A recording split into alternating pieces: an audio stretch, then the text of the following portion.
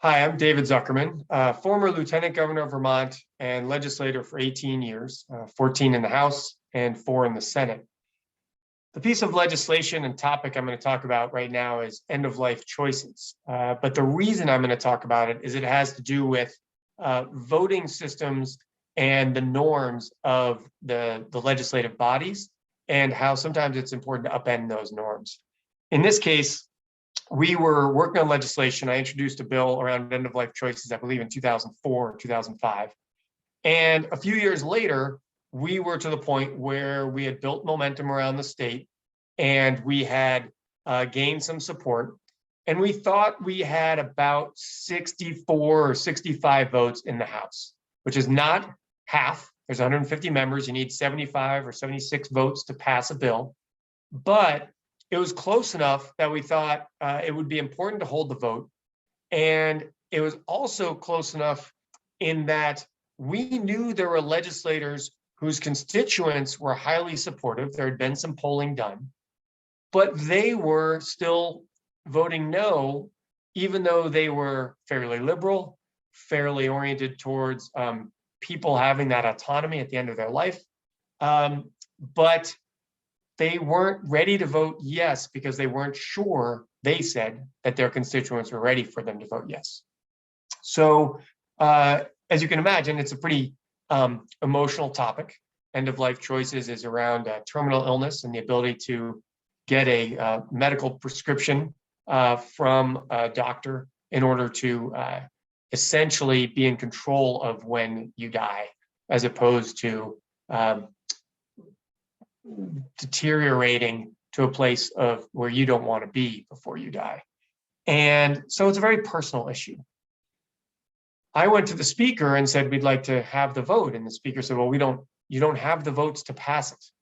And you have to understand that the norm is they almost never hold floor votes on bills that will fail because it is considered by the media. And by default, the media then makes it into a negative on the majority party that they can't get anything done, or that they can't get their ducks in order, or they can't get their people to vote the right way. And that's part of a bigger conversation for another day about why people are both part of a party, but why they should also still have the autonomy to be able to vote for what's best for their constituents.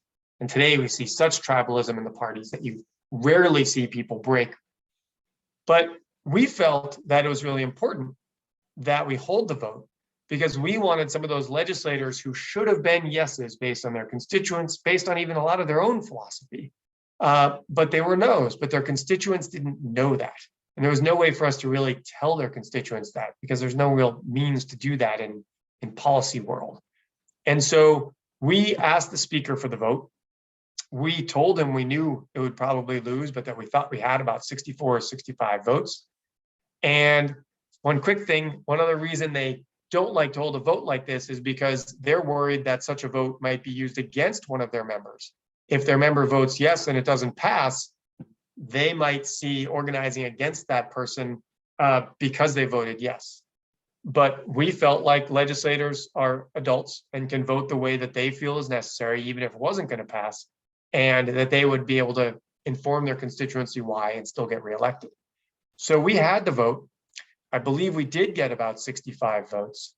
And it turned out that at that next election cycle, a number of our colleagues who voted no heard about it at their doors as far when they were door knocking and campaigning, that their constituents liked them, but they were disappointed that they had voted no. And just a couple of years later, we brought the bill back. The vote was supported in the House. It moved to the Senate, where we also got a supported vote. And just as with marriage equality, we were one of the first states to vote in the end-of-life choice option for folks. I believe we were the second state after Oregon. So it's important, again, to be willing to respectfully break the norms of the system in order to move issues forward that have general public support.